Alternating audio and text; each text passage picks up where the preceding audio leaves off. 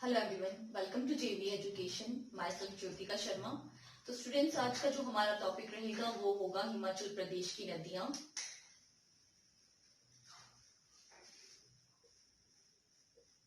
हिमाचल प्रदेश की नदियां।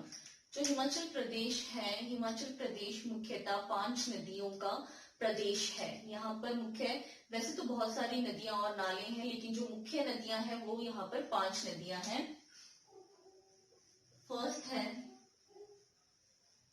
सतलुज, सेकंड ब्यास, रावी, चिनाब,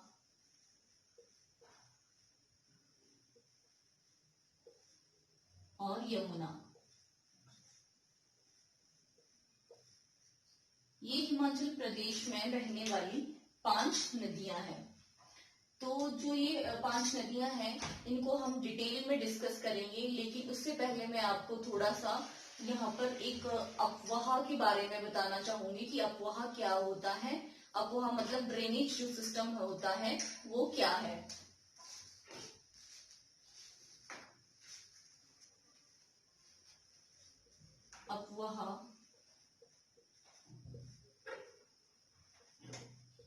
अपवाह तंत्र या ड्रेनेज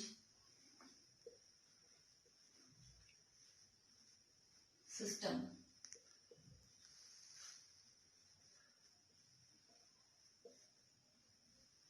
तो जो ये अपवाह तंत्र होता है, वैसे तो मुख्यतः हमारा कोई भी, जैसे आप भारत ले लीजिए, यहाँ पर बहुत सारी छोटी छोटी नदियां और नाले हैं, लेकिन जो हमारी मुख्य नदी है जैसे कि गंगा है, तो वहां पर जो छोटी छोटी नदियां हैं, उनका जो प्रवाह क्षेत्र होता है वो मुख्य नदी की ओर होता है। ठीक है, तो जिस ओर इनका प्रवाह रहता है, जितने भी छोटी छोटी नदियां और नाले हैं, जैसे कि गंगा नदी की ओर होगा, तो मुख्य नदी जो है हमारी गंगा है, और जो छोटी छोटी नदियां हैं उनका प्रवाह गंगा नदी की ओर हो रहा है, तो उसे हम कहते हैं अपवाह तंत्र। जो हमारे हिमाचल प्रदेश की 5 नदियां हैं, उनका जो 90% वाटर है, वो जो है 90% वाटर सिंधु नदी तंत्र में जाता है, और जो 10% वाटर है वो हमारा जाता है गंगा नदी में। ठीक है, 90% वाटर वो जाता है आपका गंगा नदी,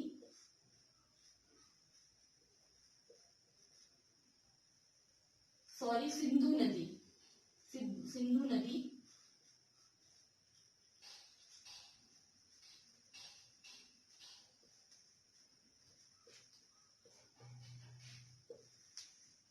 और जो 10% वाटर है वो हमारा जाता है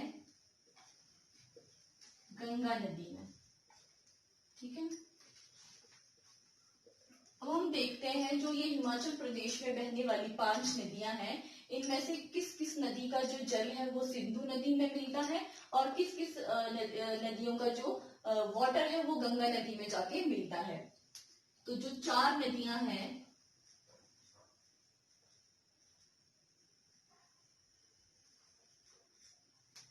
सतलुज, ब्यास, रावी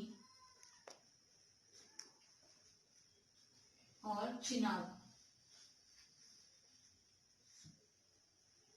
जो ये 4 नदियां हैं, इनका जो जल है वो सिंधु नदी तंत्र में जाकर मिलता है।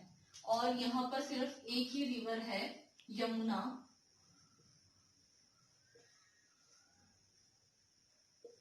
जो कि गंगा नदी की सबसे बड़ी सहायक नदी है, और जो यमुना नदी का जितना भी जल है वो हमारा गंगा नदी में जाकर मिल जाता है। ठीक है, तो ये था थोड़ा ड्रेनेज सिस्टम के बारे में। अब हम देखते हैं कि जो हिमाचल प्रदेश के कॉम्पिटिटिव एग्जाम है, उसके लिए जो नदियां वाला टॉपिक है बहुत ज्यादा इंपॉर्टेंट है, क्योंकि बहुत सारे इंपॉर्टेंट क्वेश्चन जो है यहाँ से पूछे जाते हैं। तो हम देखते हैं कौन से टॉपिक से किस तरह के क्वेश्चन पूछे जाएंगे।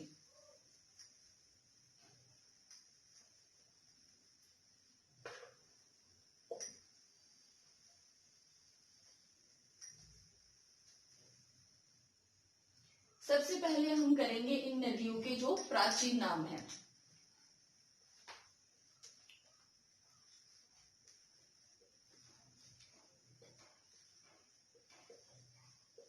प्राचीन नाम,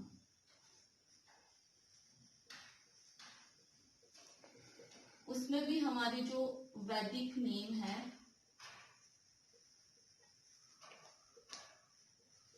वो एग्जाम में पूछा जाता है, और संस्कृत नाम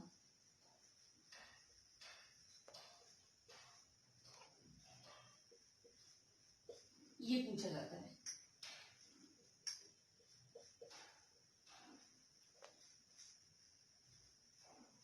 सतलुज, जो सतलुज का वैदिक नेम है वो है सुतुद्री, और जिसका संस्कृत नेम है वो है शतुद्रु। ठीक है। सेकंड है रावी। रावी का जो वैदिक नेम है वो है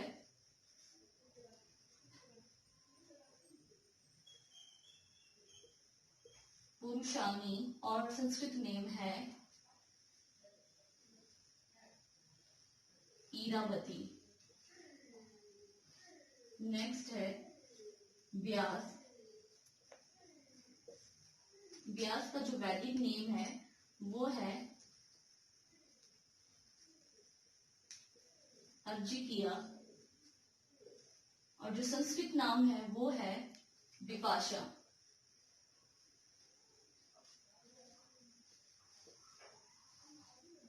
नेक्स्ट है चिनाब। चिनाब का वैदिक नेम है अस्किनी, और संस्कृत नेम है चंद्रभागा।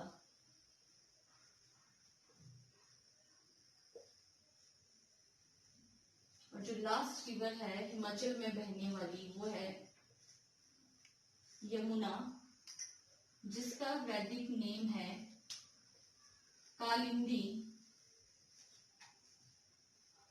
और संस्कृत नेम है यमुना। ठीक है। और जितने भी आप एचपी के कॉम्पिटिटिव एग्जाम देख लीजिए, चाहे वो क्लैरिकल का है या फिर एचएस तक का जो भी एग्जाम है, उसमें जो ये वैदिक नाम है और संस्कृत नाम है ये पूछे जाते हैं। तो मैंने यहाँ पर ये आपके लिए करवा दिया, आप यहाँ से नोट इसे कर सकते हैं। अब नेक्स्ट हम देखते हैं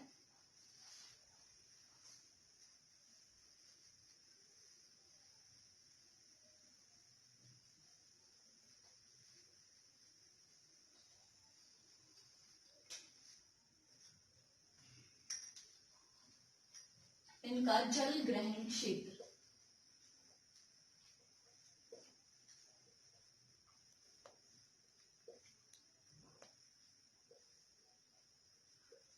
जल ग्रहण क्षेत्र यानी कि कैचमेंट एरिया। जल ग्रहण क्षेत्र आपने देखा होगा, बुक में आपको मिल जाएगा, कहीं पे भी जल ग्रहण क्षेत्र लिखा होता है, लेकिन इसका जो मतलब है वो क्या है। जैसे कि हिमाचल प्रदेश में बहने वाली कोई भी नदी है वो कितने एरिया में बहती है, और जो उसकी ट्रिब्यूटरी यानी कि जो उसकी सहायक नदियां हैं, जैसे कि सतलुज है, सतलुज की जो सहायक नदियां हैं और सतलुज जितने भी एरिया को कवर करती है, जितने भी एरिया में वो एरिया को ड्रेन करती है या बहती है, उस क्षेत्र को हम कहते हैं इसका जल ग्रहण क्षेत्र। तो हम देखते हैं जो जितनी भी हिमाचल प्रदेश की मुख्य 5 नदियां हैं, इनका जो जल ग्रहण क्षेत्र है वो कितना कितना है। फर्स्ट सतलुज। सतलुज का जल ग्रहण क्षेत्र है 20,000 वर्ग किलोमीटर।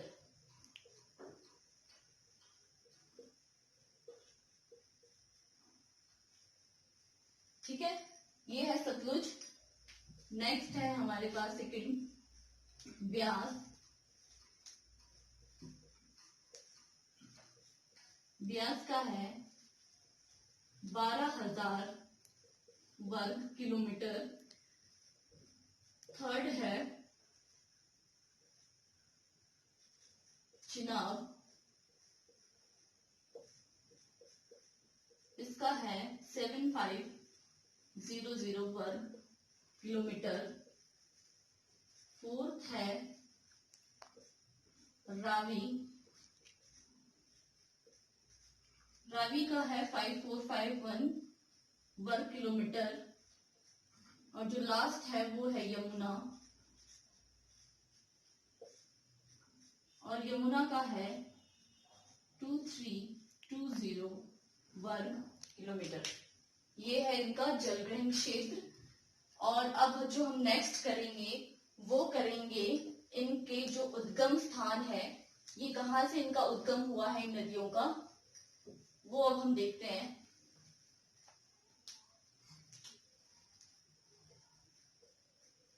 उद्गम स्थल,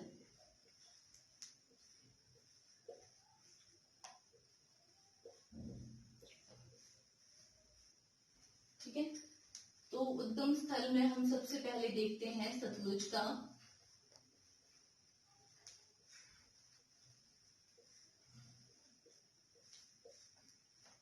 सतलुज का जो उद्गम स्थल है वो हिमाचल में नहीं है, ये हिमाचल से बाहर तिब्बत में जो है इसका उद्गम स्थल है। और तिब्बत में कहा, मानसरोवर झील,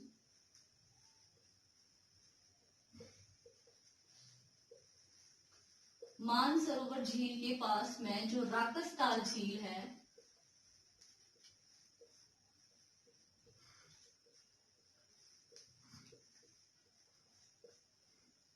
तिब्बत, वहां से सतलुज का उद्गम हुआ है। सेकंड, रावी, रावी का जो उद्गम स्रोत है वो है बड़ा भंगाल,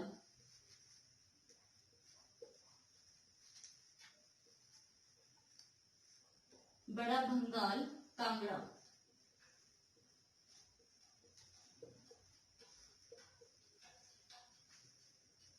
नेक्स्ट है चिनाब, चिनाब का जो उद्गम स्रोत है वो है तांडी, ठीक है, लाहौल स्पीति।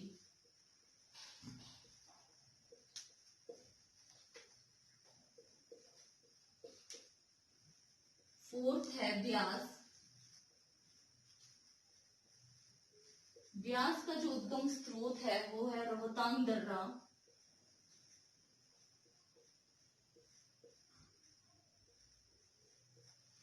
या फिर ये इसका पुराना नाम है, अब इसको यहाँ पर भृगु कुंड के नाम से भी जाना जाता है।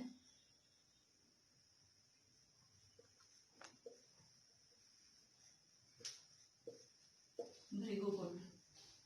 जो लास्ट है वो है यमुना, यमुना का उद्गम स्रोत है, उद्गम स्थान कालिंद पर्वत, यहां से यमुना का उद्गम होता है। तो ये थे उद्गम स्थल। अब हम नेक्स्ट करेंगे इनकी ट्रिब्यूटरीज यानी कि सहायक नदियां।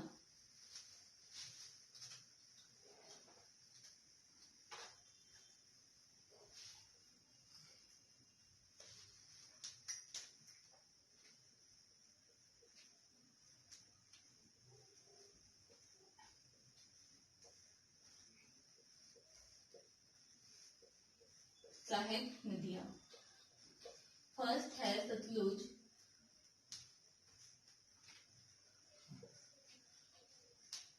सतलुज की कौन कौन सी सहायक नदियां हैं, ये भी बहुत बार क्वेश्चन पूछे जाते हैं। तो जो सबसे मेन रिवर है सतलुज की जो सहायक नदियां हैं वो है बसपा,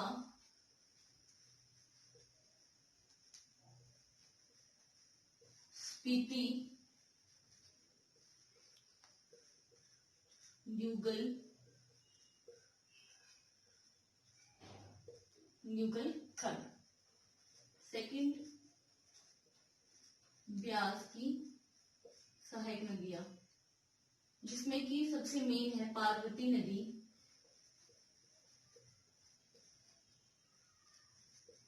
सेंज, तीर्थन,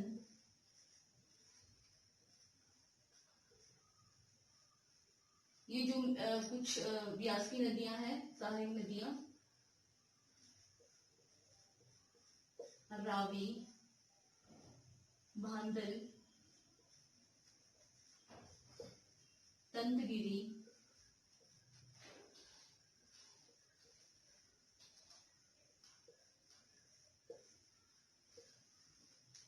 स्यूल, साल, चिड़चिन,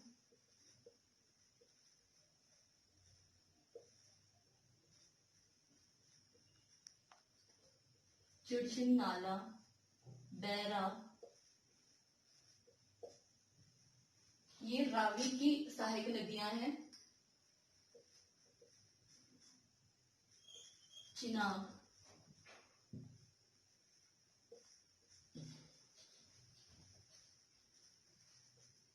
चंद्रा और भागा, ये चिनाब की सहायक नदियां हैं। यमुना, तोंस, आंध्रा,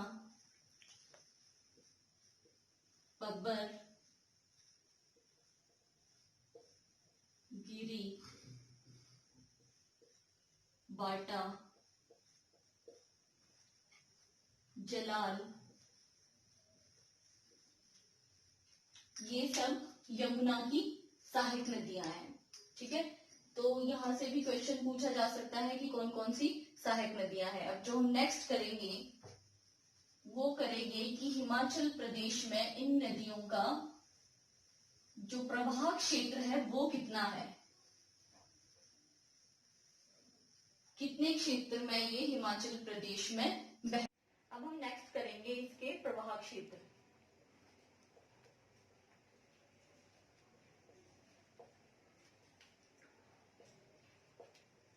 हिमाचल की जो ये मुख्य 5 नदियां हैं, इनका हम हिमाचल में प्रवाह क्षेत्र देखेंगे कि कौन सी नदी कितने क्षेत्र में प्रभावित हो रही है।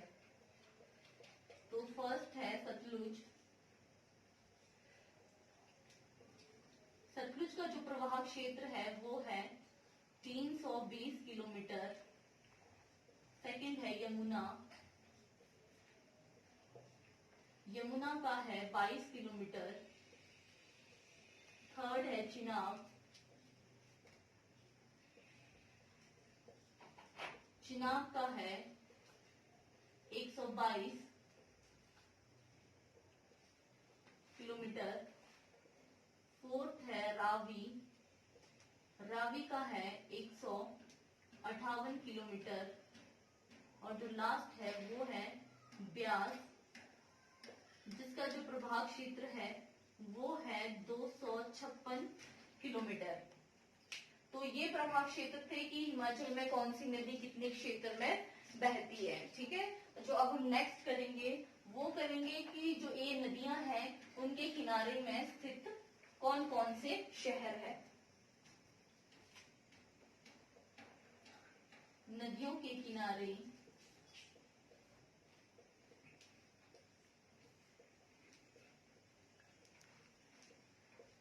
स्थित शहर।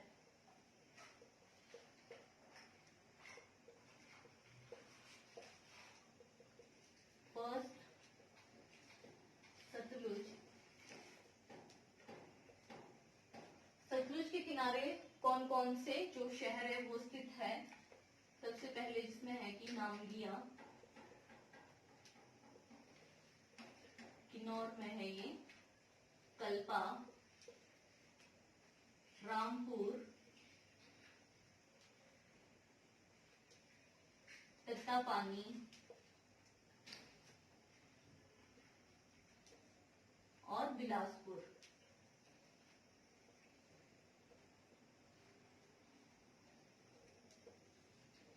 ठीक है, सेकंड है ब्यास।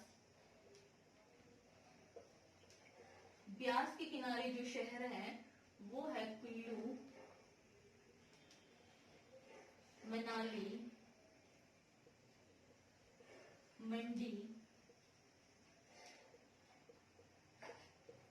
पंडोह,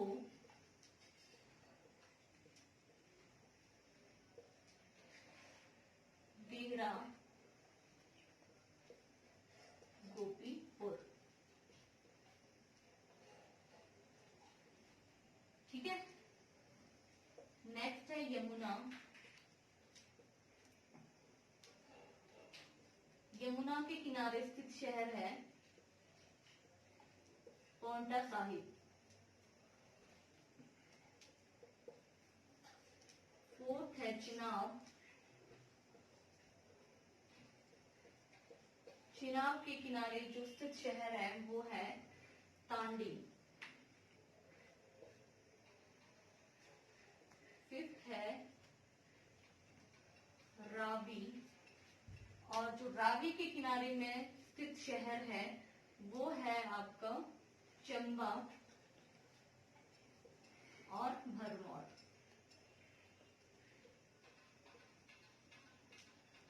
ठीक है। तो ये जो 5 मेजर रिवर्स है उनके किनारे कौन कौन से जो शहर है वो स्थित है वो मैंने आपको यहाँ पर करवा दिए। अब हम नेक्स्ट करेंगे जो ये नदियां हैं इनके प्रवेश स्थान। कौन सी नदी हिमाचल में कहां से प्रवेश कर रही है और कहां पर हिमाचल को छोड़ती है। प्रवेश स्थान।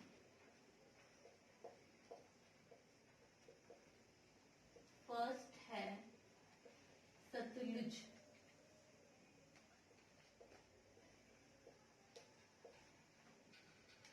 सतलुज जो रिवर है, जैसे कि मैंने आपको पहले ही भी बता दिया है, सतलुज का जो उद्गम स्थल है वो हिमाचल में नहीं है, ये तिब्बत में इसका उद्गम स्थल है। तो सतलुज जो है वो हिमाचल में शिपकी दर्रा, शिपकी दर्रा, किन्नौर, किन्नौर से प्रवेश करती है।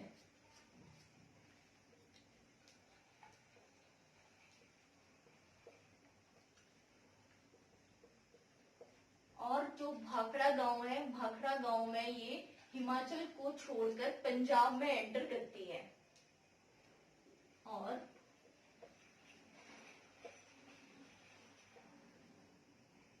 भाखड़ा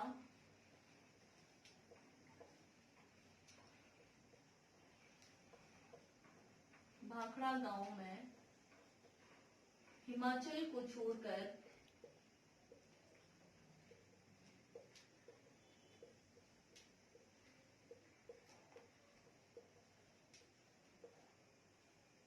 पंजाब में प्रवेश करती है।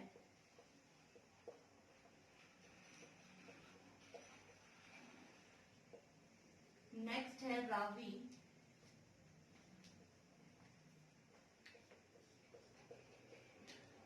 रावी जो चंबा है, चंबा के खैरी, चंबा में एक जगह है खैरी, वहां से खैरी नामक स्थान को छोड़कर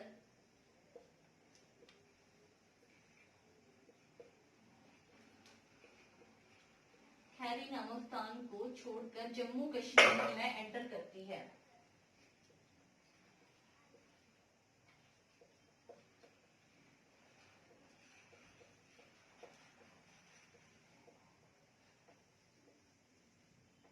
ठीक है। थर्ड है यमुना।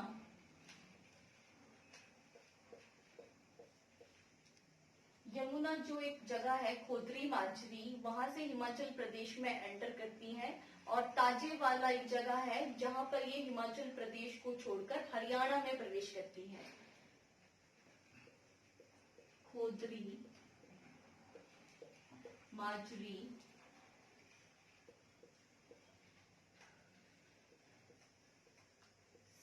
हिमाचल में प्रवेश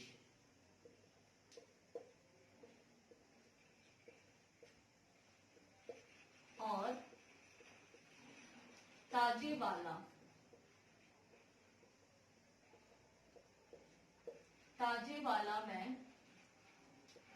ताजेवाला से हरियाणा में प्रवेश।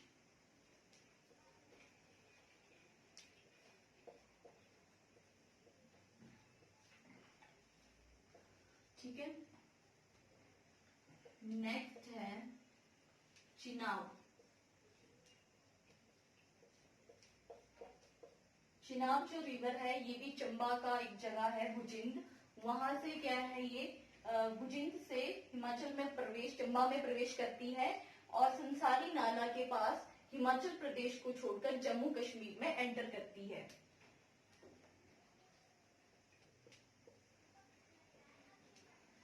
चंबा के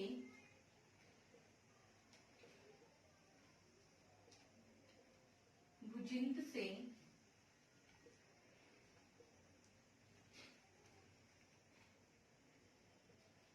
प्रवेश और संसारी नाला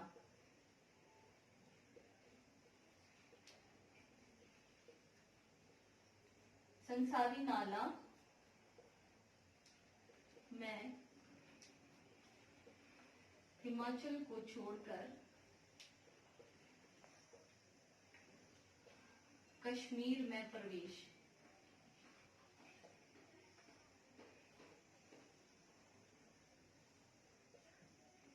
लास्ट जो रिवर है वो है ब्यास।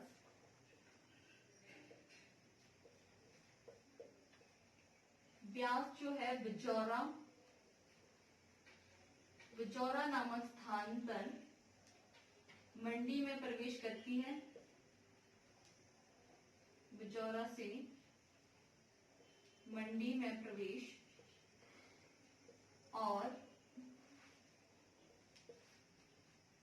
संधोल नामक जगह है, वहां से कांगड़ा में प्रवेश करती है।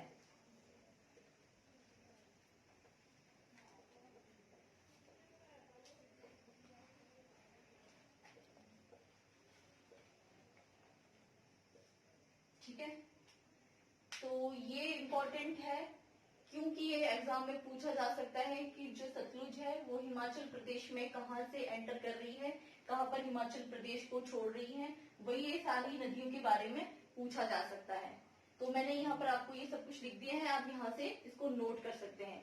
नेक्स्ट अब हम करेंगे जो हिमाचल प्रदेश की जो ये मुख्य 5 नदियां हैं उसकी जो ट्रिब्यूटरीज है वो कहाँ कहाँ से निकलती है और कहाँ पर जो है जो मुख्य नदियां हैं वहां पर ये मिलती है। इन जो नदियों में मिलती है, जो ये 5 मुख्य नदियां हैं।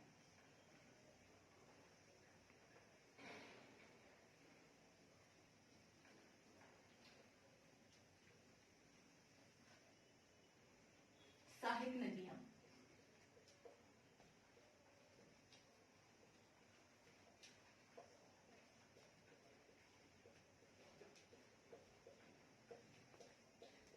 सबसे पहले हम करेंगे सतलुज की सहायक नदियां।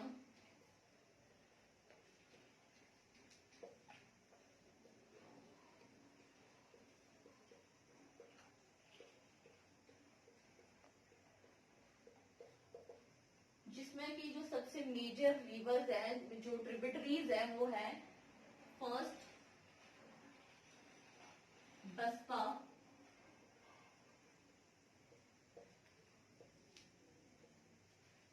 सेकंड है स्पीति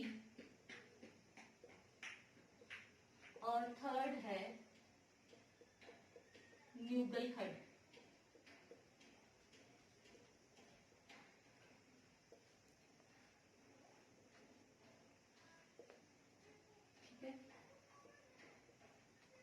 जो बसपा रिवर है, बसपा रिवर क्या है, ये बसपा पहाड़ियां हैं वहां से निकलती है और कल्पा में ये सतलुज में मिल जाती है।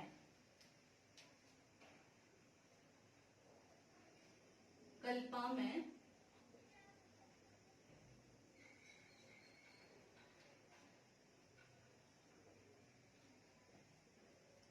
सतलुज में मिलती है। और जो स्पीति रिवर है, स्पीति रिवर कुंजुम दर्रे से निकलती है।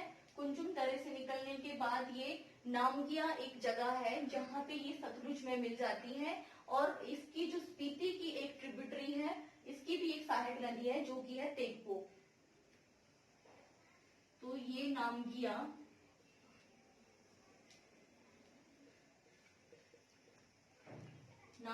में सतलुज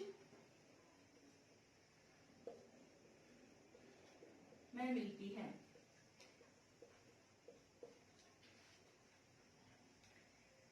जो थर्ड है न्यूगल खड्ड, ये रामपुर के पास सतलुज में मिलती है।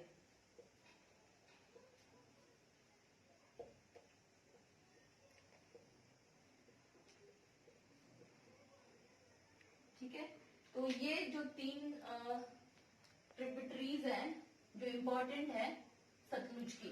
नेक्स्ट जो हम करेंगे वो करेंगे हम यमुना की ट्रिब्यूटरीज। अब हम करेंगे नेक्स्ट यमुना की ट्रिब्यूटरीज। सेकंड है यमुना की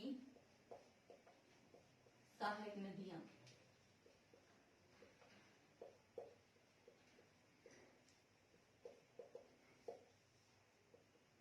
जिसपे की जो फर्स्ट है वो है गिरी, सेकंड है तौंस,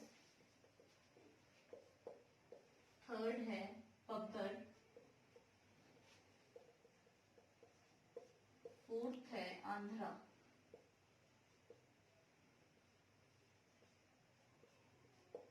ये जो 4 रिवर्स है ये मेजर ट्रिब्यूटरीज है यमुना की।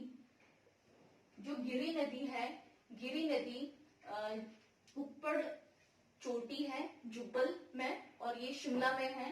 वहां से गिरी नदी निकलती है और पोंटा में एक जगह है मोकामपुर जहां पर कि ये यमुना में मिल जाती है। ठीक है,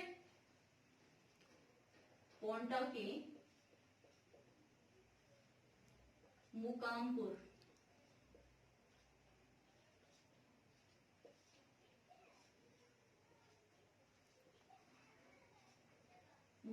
में यमुना में मिलती है।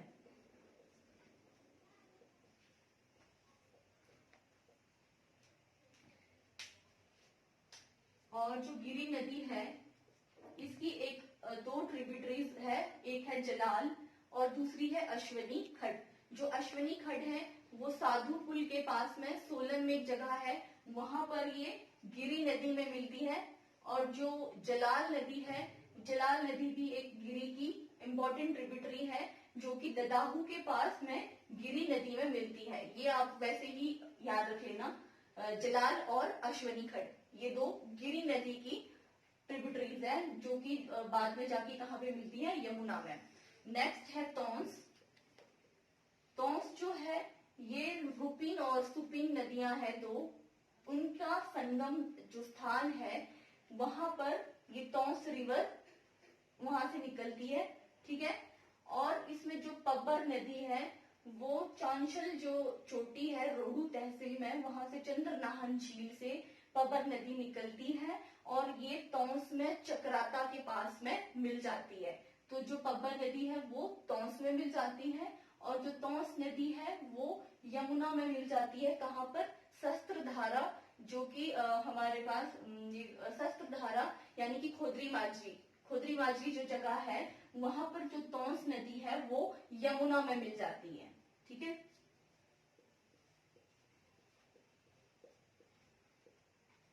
खोदरी माजरी में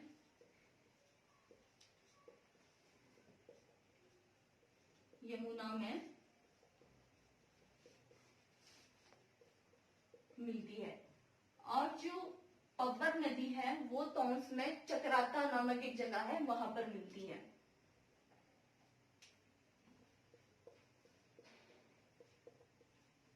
तौंस में चक्राता स्थान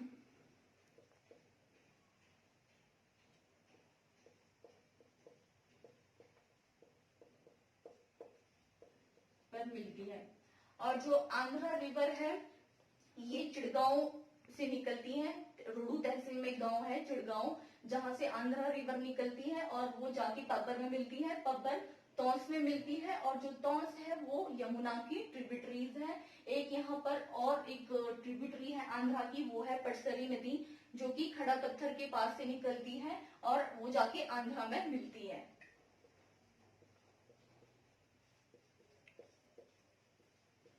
पटसरी नदी आंध्रा की सहायक नदी है।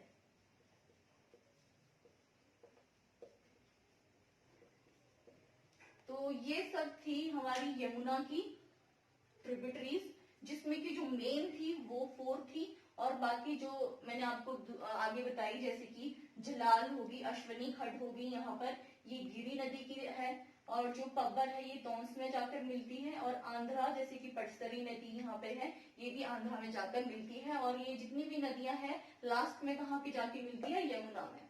ठीक है, अब हम नेक्स्ट करेंगे चिनाब।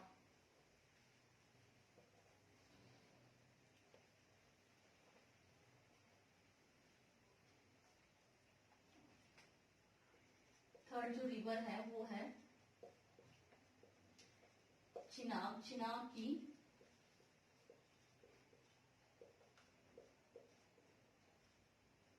सहायक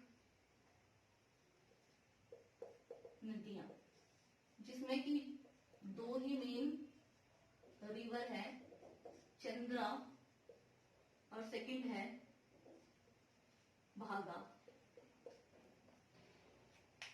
जो ये चंद्रा और भागा है ये बारालाचा दर्रे के पास निकलती है, और चंद्रा जो नदी है वो भागा में मिलती है, तांडी के पास में।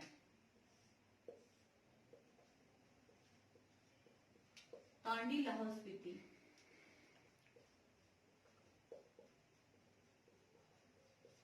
बारालाचा दर्रा जो है वहां से दोनों निकल रही है, चंद्रा भी और भागा भी, और दोनों जाके कहा मिल रही है, तांडी में। भागा चंद्रा में और चंद्रा भागा में, और चंद्रा और भागा दोनों नदियों के मिलने से हमारे पास चिनाब नदी बनती है, और ये इसकी दो मेन जो है ट्रिब्यूटरीज है चिनाब की।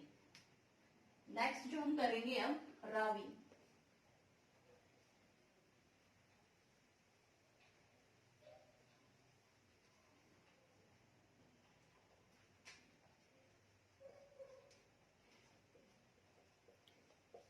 रावी की सहायक नदियां। तो मेन यहाँ पर हमारे पास 2 ही रिवर्स है, भांदल और सेकंड है तंतगिरी। ठीक है, ये दोनों नदियां भी एक जगह है बड़ा भंगाल कांकड़ा। भांदल और तंतगिरी दोनों जाके एक जगह भी मिलती है, बड़ा भंगाल, जहां पर कि ये रावी नदी वहां से निकलती है। तो भांदल और तंतगिरी जब आपस में मिलती है तो कौन सी नदी बनती है, वो रावी नदी। और इसकी कुछ और ट्रिब्यूटरीज है रावी नदी की, जैसे कि सियूल, साल, चिड़चिंद,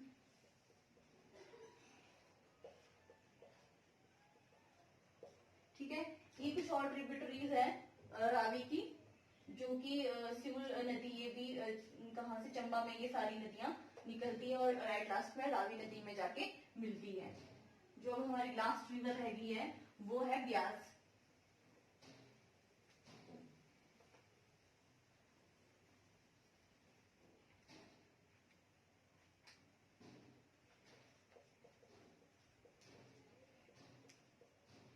ब्यास की सहायक नदियां,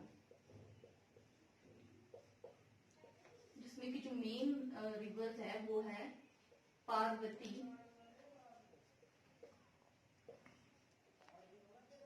तीर्थन,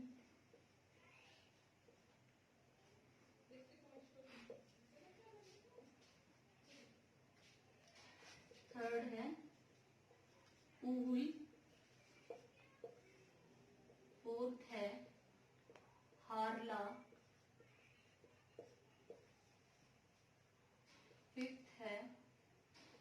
गजखड़,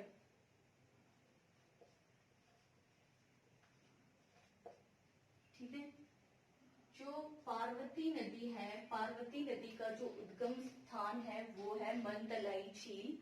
वहां से जो पार्वती नदी निकलती है, और एक जगह है शमशी, वहां पर ये ब्यास नदी में मिलती है।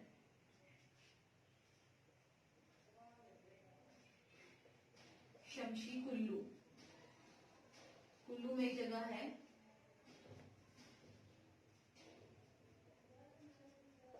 ब्यास नदी में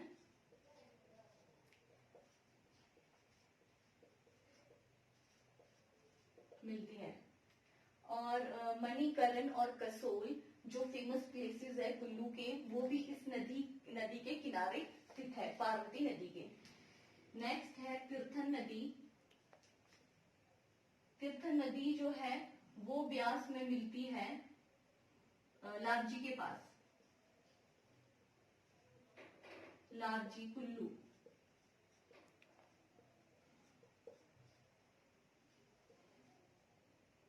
कुल्लू के पास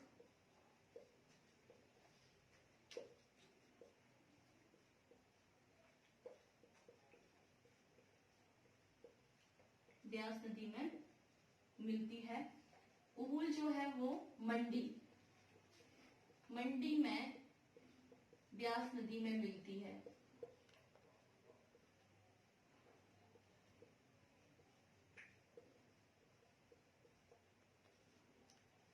हारला जो है वो भुंतर, भुंतर एक जगह है कुल्लू में, भुंतर के पास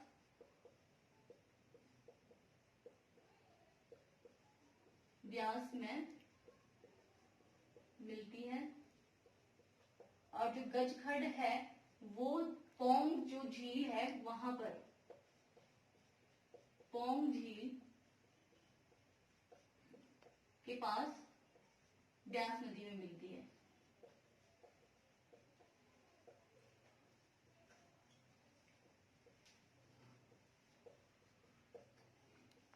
ठीक है।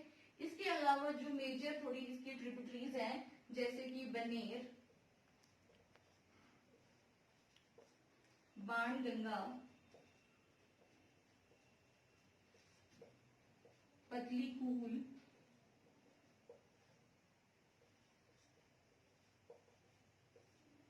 इसके अलावा ये भी जो है ये भी ब्यास नदी की सहायक नदियां हैं। तो ये था आज नदियों के बारे में। मैंने जो आपको जितने भी इम्पोर्टेंट क्वेश्चन बन सकते हैं नदियों से, वो मैंने सब इस वीडियो में कवर करवा दिए हैं। अगर आपको ये वीडियो पसंद आती है तो आप प्लीज इसे लाइक, शेयर एंड सब्सक्राइब करें। Thank you.